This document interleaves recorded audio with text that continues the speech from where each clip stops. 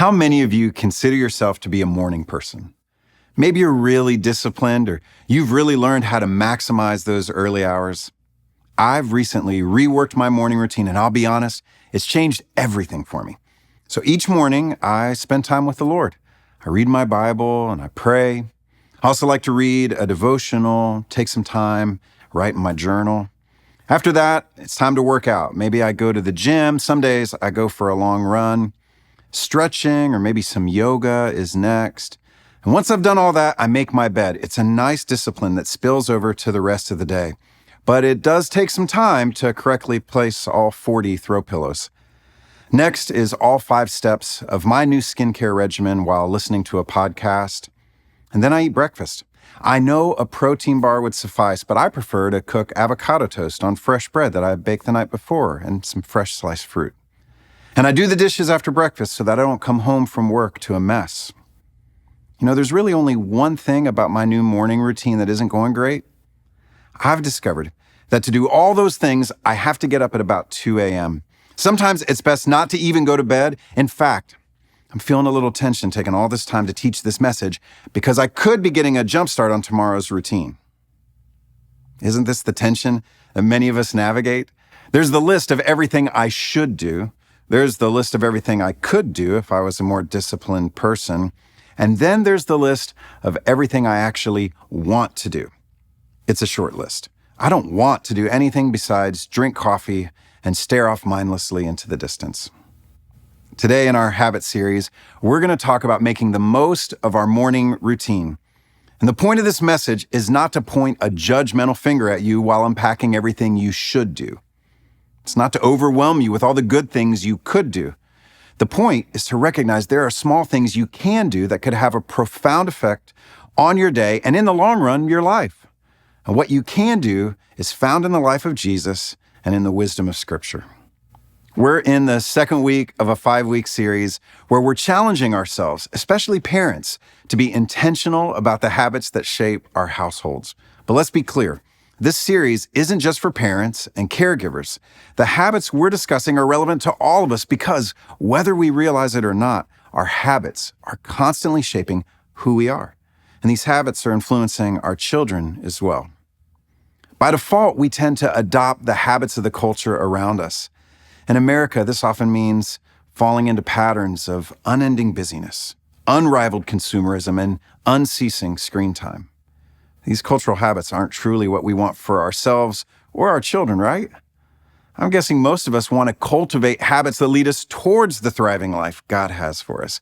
We want habits that help us and our kids grow in faith and peace and purpose. And Jesus gives us a beautiful picture in John 15, where he says, "I am the vine, you are the branches. If you remain in me and I in you, you will bear much fruit." Just as a trellis supports a vine to grow and bear fruit, our habits can support our growth as followers of Jesus. They help us to remain in Jesus and to nurture a deep, sustaining relationship with him.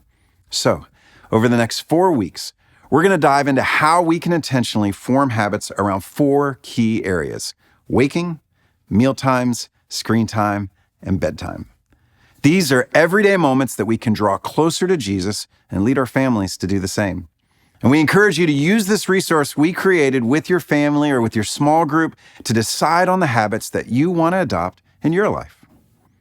Today, we are focusing on waking habits. How we start our day can set the tone for everything that follows.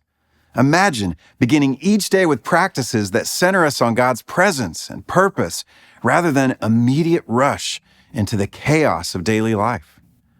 As we explore these waking habits, begin to think about what small changes you can make to start each day with intention and focus on God. Perhaps a good place to start this conversation is to say congratulations, because if you're listening to this message, you woke up today. We wake up at different times, and we wake up to different stories. In his book, Habits of the Household, Justin Whitmore Earley writes, "Waking is an incredible thing. We have spent hours of our lives unconscious and vulnerable. Then we open our eyes and try to relocate ourselves in reality. What time is it? What do we have to do today? What is going on in the world? How do we feel about ourselves? Waking from sleep may be considered a given, but waking to reality is not. A lot depends on the stories we listen to as we wake. The truth is, I can unintentionally start my day by waking into a bad story, and maybe you do too. We don't do it on purpose. Oftentimes, it's just the byproduct of unfulfilling routines. Let me give some examples. Sometimes the first thing I do when I wake up is I check email. And maybe it's curiosity, or maybe it feels productive. The problem is when I check email first, I can wake up to a story of performance. And in doing so, I have a tendency to let other people shape their agenda for my day before I even have a chance to think about what my priorities are. Sometimes the first thing I do is check social media. I know this is really common. The problem with starting my day on social media is I can wake up to a story of comparison and envy. I'm waking up to the highlight reel of everyone else's story before I've even started to live my own. Sometimes the first thing I do is watch or read the news because I don't want to wait to find out that the stock market is down and my favorite player got traded and democracy has collapsed. The problem with starting with news is I can wake up to a story of anger and fear. And sometimes the first thing I do is jump out of bed to get everyone ready and start my to-dos. And in doing so, I can wake up to a story of busyness. It's 8 a.m. and I'm already behind. There's so much to do. What will people think of me if I don't cross everything off the list? And more seriously, sometimes it's a much heavier story we wake up to. Some of us struggle to get out of bed at all, trapped by anxiety, paralyzed by the weight of life and that sense that we're not enough. Surely this is not how life is supposed to feel. Surely there's another way. Studies have confirmed that the choices we make in the first hour of our morning often determine what the rest of the day will look like. And since that's true, something we can do is choose differently. We can start the day with God's presence. Psalm 16:11 says, "You make known to me the path of life. You will fill me with joy in your presence, with eternal pleasures at your right hand." We can start the day with God's direction. Proverbs 3 says, "Trust in the Lord with all your heart and lean not on your own understanding. In all your ways submit to him, and he will make your paths straight." We can start the day with God's love. Psalm 143 says, "Let the morning bring me word of your unfailing love, for I have put my trust in you. Show me the way I should go, for to you I entrust my life." The truth is, we already have morning routines that shape how we start the day. The opportunity is to choose habits that will awaken us to God's presence, God's love, and his direction each day. Habits that will write a new kind of story for our life and for our family. So let's talk about 3 simple ways that we can begin to cultivate intentional waking habits. So let's begin with the first waking habit, prayer. Jesus himself set a powerful example for us in Mark 1:35. It says, "Very early in the morning, while it was still dark, Jesus got up, left the house, and went off to a solitary place where he prayed." By starting the morning in prayer, Jesus set the tone for the rest of his day. His first priority, before anything else, was to spend time with the Father. And starting our day with prayer and reflection helps us center our minds and our hearts on God's presence and his guidance. Building a habit out of prayer is not just personal peace, it's also about preparing for the spiritual battles that we and our families will face throughout the day.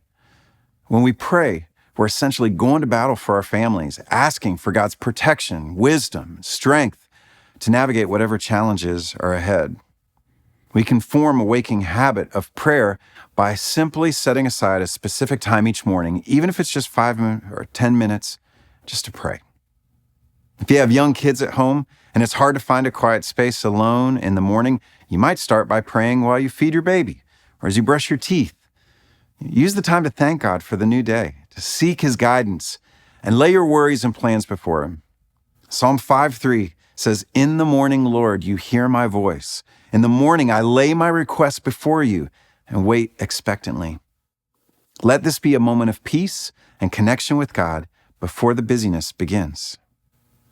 You and your family could also keep a prayer journal where every morning you write down a prayer request. At the end of the week, come together and talk about how God answered your prayers during the week.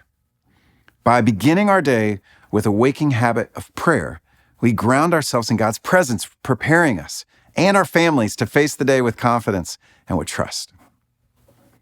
A second waking habit you might consider is presence. This means being fully present with God and with each other. Our mornings can quickly become a rush of activity and distractions. You can cultivate a waking habit of presence by committing to keeping phones and TVs and other devices off during breakfast and during the start of the morning. It'll help everyone stay focused on each other without the pull of the digital distractions. And use that time at breakfast to ask each other questions about how everyone is doing and how they're feeling and what their plans are for the day. When my daughters were little and they'd be getting ready for school, sometimes they would be dreading the day. And I told them every day had at least one thing to look forward to. And I'd make them think about what that one thing might be. And I can't tell you how many times they let me know that lunch was the only thing they were excited about, but that's okay. That shared presence gave me one last chance to influence what they expected of the day. Another opportunity is to incorporate brief periods of silence and stillness into our morning routine. This could be a few minutes of quiet reflection or devotional time, or simply sitting in silence. There are many verses about stillness in the Bible. In Psalm 46, we read, "Be still and know that I am God. I will be exalted among the nations. I will be exalted in the earth." When we choose stillness in a culture that pushes us to never stop moving, we create space to recognize that God is present and He is sovereign over every area of our lives. And the impact of this waking habit is profound. Being present with God increases our ability to hear what He's saying so that we can also do what He says. And when we are present with our family, we become more aware of each other's needs and emotions, and every person feels heard and valued, and we set a more positive and connected tone for the rest of the day. When we prioritize presence in our morning routines, we create an environment where love and relationship and spiritual growth can flourish. A third waking habit is praise. Starting the day with the spirit of gratitude helps draw our attention to God's blessings and God's grace. This can be as simple as encouraging every family member to share something they're thankful for each morning during breakfast or as part of a morning prayer. It's a simple but powerful way to begin the day with gratitude. I know some people who keep a gratitude journal, writing down something they're grateful for every day. Or you could have everyone in your family write something down every morning and put them in a gratitude jar. And once a week, you could empty the jar and read all your blessings together. Another great way to cultivate a waking habit of praise is to add worship music while you get ready or on the drive to school or to work. The psalmist says, "But I will sing of your strength. In the morning, I will sing of your love, for you are my fortress, my refuge in times of trouble." Starting our day with praise shifts our focus from stress and worry to joy and to gratitude for God's goodness and faithfulness. Imagine how this might shift the atmosphere in your home. Remember, no matter who we are, we all begin our day by waking up. How we start our morning sets the tone for the story of our life that we're writing every day. And we want to help you write that story. So we've developed a resource to help you and your family make intentional choices around your habits. So I encourage you to pick one waking habit to begin practicing this week. If your kids are old enough, include them in the decision. I believe this is worth your time and it has the potential to be transformative for you and your family because I've experienced it in my own life. Years ago, I found myself in a difficult season. I was feeling a bit depressed and uninspired. Work was a little lifeless and relationships were feeling strained. I kept waiting on circumstances to change, for a propelling event in my life that would help me feel more inspired. And a mentor gave me great advice. He said that a person doesn't have to wait to be inspired. He said that inspiration is something that can be cultivated. And that resonated with me. And so I evaluated my own life and my own habits to see what I could change. And you won't be surprised, the obvious place to make change was my morning routine. Prior to that, I most often started my day with email and social media. Not because those were what I wanted, it was just absent a plan, those are what I drifted towards. And so I decided to stop drifting, to choose what my morning would be like. And I chose a few habits that would create some healthy change and some inspiration in my life. I decided to leave my phone on the charger, make a cup of coffee, and then read my Bible and devotional. I'd also try and learn one new thing every day, whether it was from a book or a podcast. And once that was done, I would finally pick up my phone for the first time. Now, you might say, that sounds like a ridiculous should list from the start of this message. I'm not saying these should be your habits. These were my habits for a specific season of my life. But can I tell you what really worked about them? Adopting these habits helped me start my day as a human being rather than a human doing. These habits were focused on my soul, on my mind, and I quit drifting and I found myself more inspired. Do you know the real problem with drifting? It's that nothing drifts uphill. Nobody drifts into a more peaceful mindset. Nobody drifts into a healthier body, and nobody drifts into a deeper relationship with God. It's not for me to tell you what you should change about your morning routine. Perhaps it's giving you exactly the life that you want. But if it's not, I will tell you that you can choose a different morning and experience a new day. God is willing to meet you first thing every single day. And I know that because His Word gives us that promise. Lamentations 3 says, "Because of the Lord's great love, we are not consumed, for His compassions never fail. They are new every morning. Great is your faithfulness."